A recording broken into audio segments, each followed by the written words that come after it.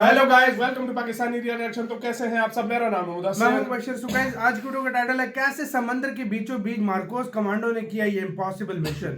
आज Marcos commando की हम बहादुरी चेक करने लगे हैं कि वो किस तरीके से मिशन करते हैं और कमाल वीडियो होने लगा है। मिस्टिकल ऐड का वीडियो है, इनकी वीडियो का लिंक मिल जाए आप लोगों को डिस्क्रिप्शन में। तो स्टार्ट। दिन था 4 जनवरी 2023। भारत की आईएनएस चेन्नई समंदर में गश्त लगा रही थी।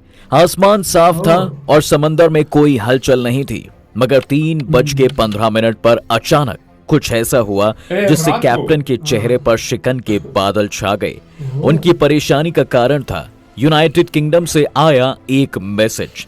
एक ऐसा मैसेज जिसमें लिखा था कि नॉर्थ अरेबियन सी में एक शिप को हाईजैक कर लिया गया है। इसकी लास्ट लोकेशन सोमालिया के पास ट्रेस की गई है और इसमें बैठे 21 में से 15 लोग भारतीय हैं। इस खबर के मिलते ही आसपास गश्त लगा रही सारी शिप्स अलर्ट हो जाती हैं। सभी शिप में वार्निंग लाइट्स चलने लगती हैं और आईएनएस चेन्नई की दिशा फौरन सोमालिया की तरफ मोड़ दी जाती है। दूसरी तरफ ये खबर जब नेवल कमांड के कानों तक पहुंचती है तो वो इस ऑपरेशन की जिम्मेदारी सेना की एक टुकड़ी को देते हैं जो समुद्र में शार्क की स्पीड को भी मात दे सकती है। समुद्र क्या जमीन और क्या आसमान, इनकी मारक शक्ति दुश्मनों को कहीं भी भेज सकती है। लेकिन नेवी की वो कौन सी टुकड़ी होती है जिसे इतना बड़ा मिशन सौंपा जाता है? इसका परिणाम क्या निकलता है और आखिर कैसे इस पूरे ऑपरेशन को अंजाम दिया जाता है? इस कहानी की शुरुआत हुई थी ब्राजील के एसीयू पोर्ट से, जब आयरन ओर से भरा हुआ एक शिप अपनी समुद्री यात्रा पर निकला। इसका नाम था एमवी लायला नॉरफॉक और इसकी डेस्टिनेशन मिडिल ईस्ट में लोकेटेड बहरीन के खलीफा बिन सलमान पोर्ट पर थी।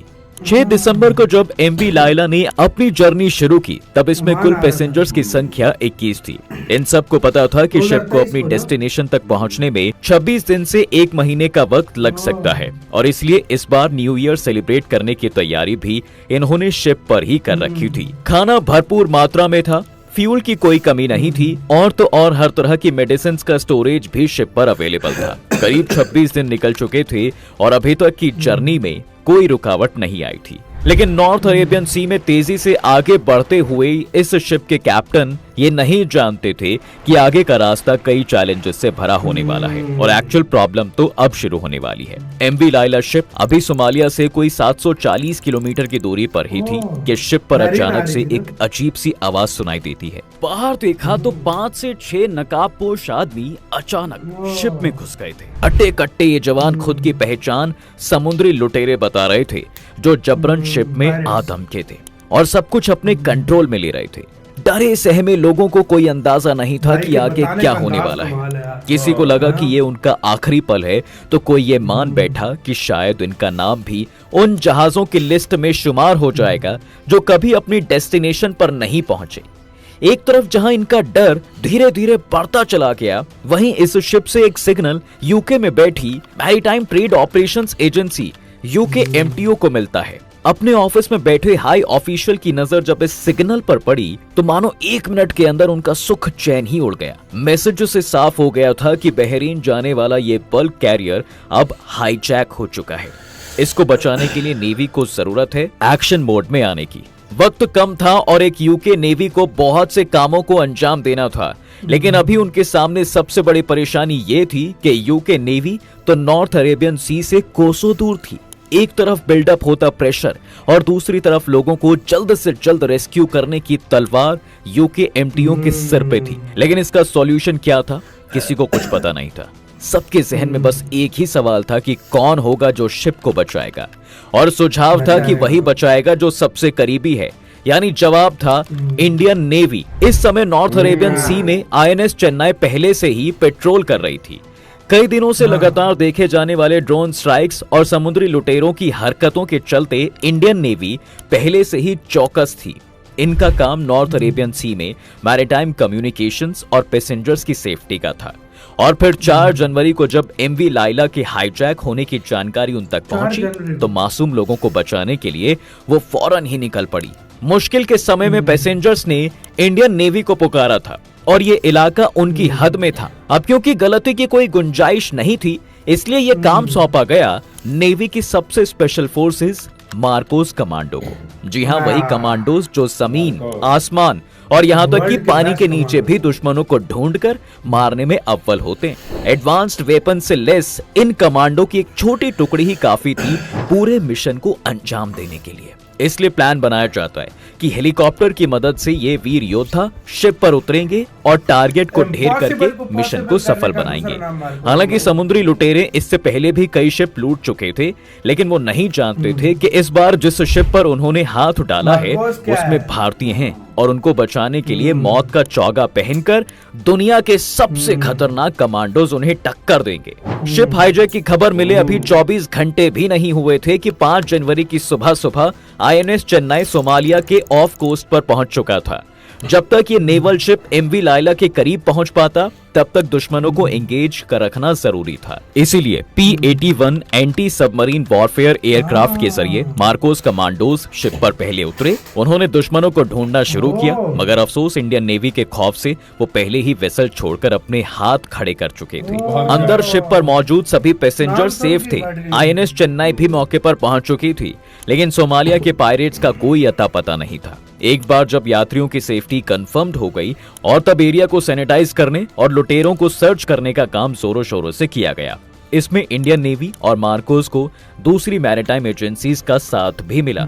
कई घंटों के सर्च ऑपरेशन के बाद जब तसल्ली हो गई कि पायरेट्स आसपास नहीं हैं और 88,000 टन का आयरन ओर सुरक्षित है, तब इस ऑपरेशन को सक्सेसफुल डिक्लेयर कर दिया गया। अब दोस्तों यहाँ पर खुद इंडियन नेवी बल्क कैरियर को उसकी सही डेस्टिनेशन तक पहुंचाने का जिम्मा उठाती है, लेकिन सवाल ये था कि पायरेट्स गए तो कहां गए भैया। ऑफिशियल्स का मानना था कि शायद वो शिप के ऊपर इंडियन नेवी के ड्रोन्स को देखकर पहले से ही वहां से भाग गए थे और इसीलिए उनका कोई नामो निशान नहीं मिला।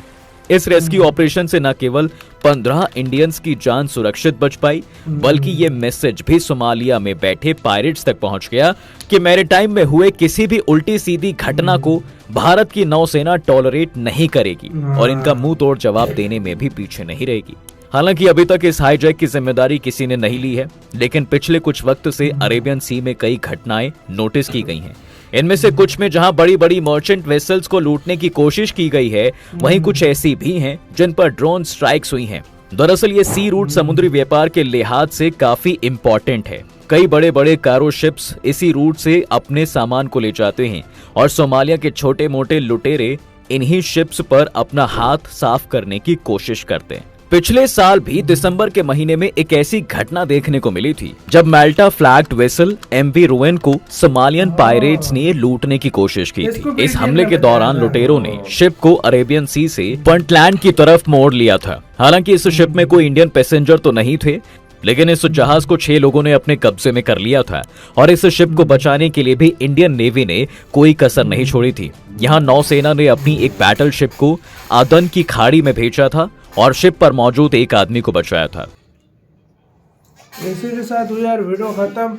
यार इम्पॉसिबल को पॉसिबल करने का नाम मार्कोस कमांडो और भाई के बताने का अंदाज बहुत अलग था यार, मतलब एक अलग यार इज्जत बढ़ जाती है ऐसे यार कोई टुकड़े के लिए। और यार देखो ये क्या इज्जत बढ़ जाती है कि किस तरीके से यार बचा रहे हैं। अब तो ये सिस्टम है ना, अब इंडिया जहाँ पर नहीं भी पहुंच पाता ना, मतलब दूर होता है, तब भी वो इंडिया को सिग्नल दे देते हैं कि सबसे पहले आएगा तो यही बचाने आएगा और कोई नहीं बचाएगा। पिछले दिनों हमने देखा है 2-3 दिन पहले पाकिस्तानी ईरानियों को बचाया, कल फिर खबर आई है फिर से पाकिस्तान ने और ईरानियों को बिल्कुल श्रीलंका के लोगों को बचाया। मतलब इंडियन नेवी ये नहीं देखती कि यार अच्छा हर वॉरशिप में मार्कोस कमांडोज होते हैं।